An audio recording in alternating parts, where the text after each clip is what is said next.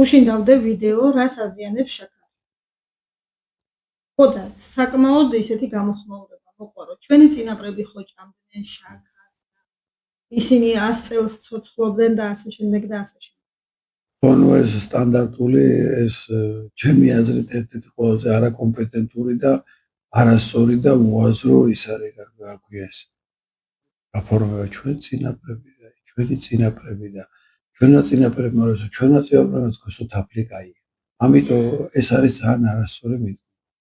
კიდევ ერთხელ ხო წარსულში ადამიანები სულ სხვა საჭმელს ჭამდნენ, აბსოლუტურად განსხვავებულ საკვებს იღებდნენ და აბსოლუტურად განსხვავებული დატვირთვა იყო მათ ორგანიზმზე შაქრების ხვია. ამას პაციენტის კონსულტაციას ვატარებდი ახალგაზრდა მამაკაცზე ღიურად რომ დავითვალეთ 100 კოვს შაქრამდე ჭამდა. 100 კოვზე შაქარი ერთად აღებული ჩვენ წინაპრებს არ ჰქონდათ ნანახი თვის განმავლობაში. ანუ ეს იყო ეხლა რო ნავცხრის მაღაზიები და ტექნოლოგიურად დამუშავებული პროდუქტები და ჰიბრიდული ხორბლის და სიმინდის ჯიშები ეს არის ნაირ-ნაირი საწუწნავები. ხო, კიდე იყო ისევ ჰიბრიდული ჯიში, თქვათ, ხორბალი სულ შემადგენლობისა თან სპეციფიურად მუშავდება, ფქვილს ვინ ამუშავებდა, ეხლა ტექნოლოგიით იმდენ რაღაცაში ატარებენ ამ ფქვილს ობი აღარ უჩნდება, ხო? ანუ სულ სხვა შემადგენლობა, სულ სხვა კომპონენტებია, სულ სხვა დატვირთვა ორგანიზმზე და ორგანიზმი ყველა მხრიდან იღებს შაქარს. ჩვენ წინაპრები ყველაფერს ჭამდნენ ნატურალურს, ბოსტნეულს, ბოსტაში, პამიდორს და კიტრს მოკრიფავდი, ისე სუნი დგებოდა ეზოში იდგა სუნი, ბოსტნეულს, ვანილს, ყველაფერს იღებდნენ ნატურალურს. ქათმები გაშვებული ყავდათ, მახსოვს ეხა ბავშვობა გავატარე გურიაში, ეზოში იყო გაშვებული ჩიჩქნიდან მიწას და აბსოლუტურად როგორი ეს სხვა სახის კვერცხებს დებდნენ, სხვანაირი იყო ქათმის ხორცე, სხვა გემოქონდა, საქონელი მიდიოდა საძოვარზე, იგზოვდა და რძე და ყველი ყველაფერაზე. ხო, ნუ ეხლა წარმოიდგინე ეს არის რა ჩვენი წინაპრები, ჩვენი წინაპრები აბსოლუტურად სხვანაირად ცხოვრობდნენ და სხვა რამეს ჭამდნენ. და თბილისში კიდევ ერთხელ მე ბავშვობაში მახსოვს ტორტი კეთდებოდა ჩემს სახლში ახალ წელს მარტო 31 დეკემბერს და იმიტომ მიხაროდა ახალი წელი რომ მოდიოდა იმიტომ კი მიხაროდა რომ ტორტ შევჭამდი ეჭვი ერთად ხოვდა ტორტს. სად იყო ნავცხრების მაღაზია ეგეთ მოვლენა.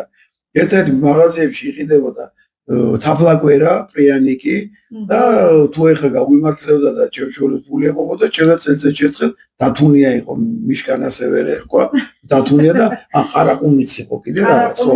ყარაყუმი ცოტა იაფიღე 7 მაინც იყო და დათუნია 10 მანეთი იყო და მამაჩემი კი პროფესორი იყო და 520 მანეთი იყო და ხელფასი, მაგრამ ვერ ყიდულობდა და შეიძლება წელიწადში ერთხელ როჯერ იყიდე 9 კილო და დღესასწაული მქონდა.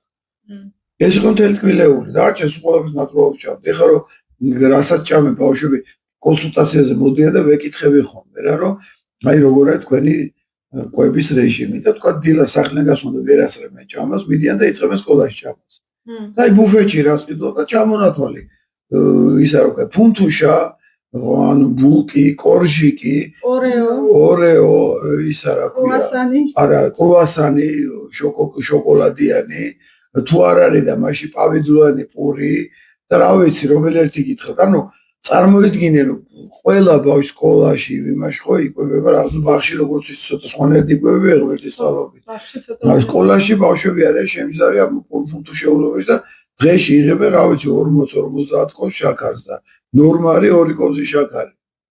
დღეში ეს კორჟიკი მახსოვს, კორჟიკი ჩემ დროსაც იყო 10 კაპეიკი და ძალიან მიყვარდა რა აი ბოლოში კორჟიკი და 10 კაპეიკი. და კორჟიკი უნდა დამეყოლებინა, კორჟიკს სხვანაირი გემო ქონდა და ეს გემო მიყვარდა ძალიან. მაგრამ იყო კატლეტი არის პური რაღაცები, თუმცა იმ კატლეტში ხორცი რა ვიცი. და სხვა შორის დაეჩემი რომ კაი კატლეტს მიკეთებდა საში ხორციას არ მომწონდა ეს ბუფეტის კატლეტი. ხო და გიждდებოდა კალი პურის კატლეტი მოწონსა და ხორცის არა. თუმცა ეს იყო რაღაც გამონაკლისები, ხო?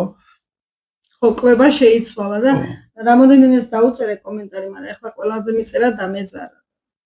არც ქიმიურად დამუშავებული. ხო, ნუ ეს ადამიანები ხა ცდილობენ რომ თავის არასწორი კვება გაამართლონ და ცხოვრების წესი რაღაცნაირად გაამართლონ კომენტარში და კიდევ ერთხელ ვესაც გინდათ, როგორც გინდათ ისე მიირთვით და ის ჭამეთ რაც გნებავთ.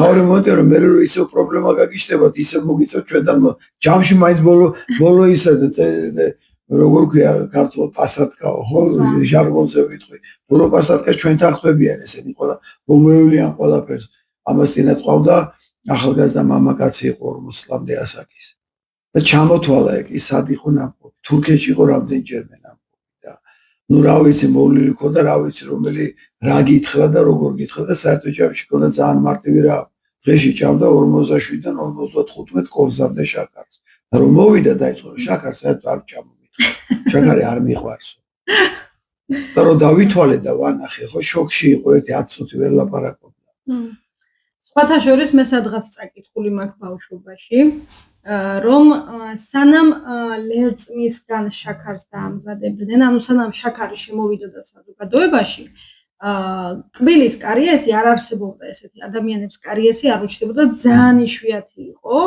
და მეცნიერების ერთმა ნაწილმა შაქარი რო შემოვიდა მას თეთრი სიკვდილი უწოდესო და როგორ მახსოვს ეს ორი მომენტი რომ წავიკითხე შოქში ვიყავი რომ მაგას საინტერესო რამეს უფრო საინტერესოს გეტყვით რომ კვლევებს რო ვკითხულობ დროდადრო და ხა შესწავლის ფორმა მაქვს ესეთი რომ სხვა კვლევებსაც პოულობ და იმას ვკითხულობ და ვნახულობ ერთ-ერთი ასეთი ძიების დროს აღმოვაჩინე ესეთი ის იყო რა ქვია შკალა იყო დახატული ბოლო 100 წლის ანუ 1900 წლიდან დაწყებული შაქრის წარმოების ზრდა და ამავე დროს პარალელურად იყო მეორე ფერში დახატული დაავადებების პროცენტული ზრდა და პარალელურად მიყვებოდა ზუსტად ეს დამავიდა რომ დამეკოპირებინე გადმოვიღო და მე ვეღარ ვიპოვე არ ვიცი ხა გააკრეს წაშალეს უბრალოდ მე ვეღარ მივაგენი მაგრამ ფაქტი იყო რომ 1900 წლიდან ბოლო 100 წლის ის იყო სტატისტიკა და ერთ-ერთი ზუსტად პარალელურად მიყვებოდა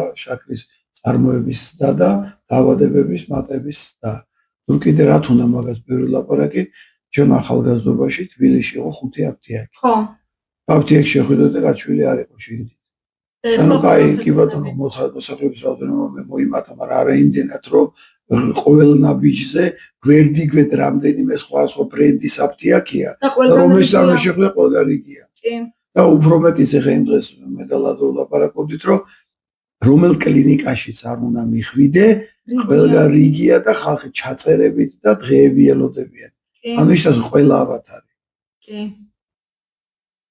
ადლობა